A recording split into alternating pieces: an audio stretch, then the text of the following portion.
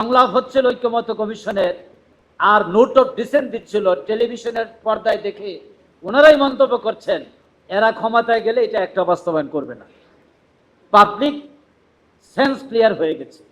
সুতরাং জনগণ চেয়েছিল একটি স্বৈরাচারের পতনের সাথে সাথে স্বৈরাচারী ব্যবস্থার পরিবর্তন।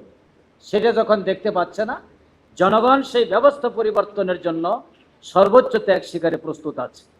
আমি আশা করব, আমি অত্যন্ত আশাবাদী যে আজকে আমাদের দেশপ্রেমিক সেনাবাহিনীর সদস্যগণ, বিজ্ঞ আইনজীবী বন্ধুগণ এবং এখানে অনেক রাষ্ট্রবিজ্ঞানী একই লাইনে সবাই কথা বলেছেন।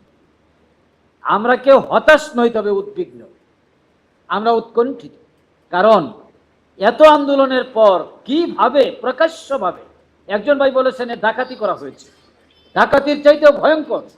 কারণ জনগণের রায়কে এখানে অবজ্ঞা করা হচ্ছে, অস্বীকার করা হচ্ছে এবং সাংবিধানিক ভুল ব্যাখ্যা দিয়ে জনগণের সাথে পুরো প্রতারণা করা হচ্ছে। প্রতারণার ফল কোনোদিনও ভালো হয় না। আমি বলবো যে এখনো সময় আছে।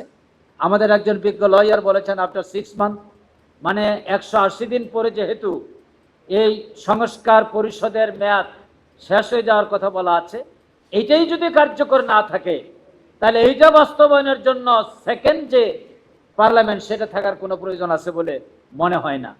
আমার মনে হয় যে এই 180 দিনের মধ্যে সরকারি দল তাদের সুবুদ্ধির পরিচয় দিবেন এবং সংস্কারের মাধ্যমে সংবিধানের যে বিষয়গুলো আছে সেটা জাতির সামনে তারা উপস্থাপন করে সংস্কার করে বাংলাদেশকে স্বৈরাচারের কবল থেকে, স্বৈরাচারী ব্যবস্থার কবল থেকে মুক্ত করবেন, এই প্রত্যাশা আমি রাখি।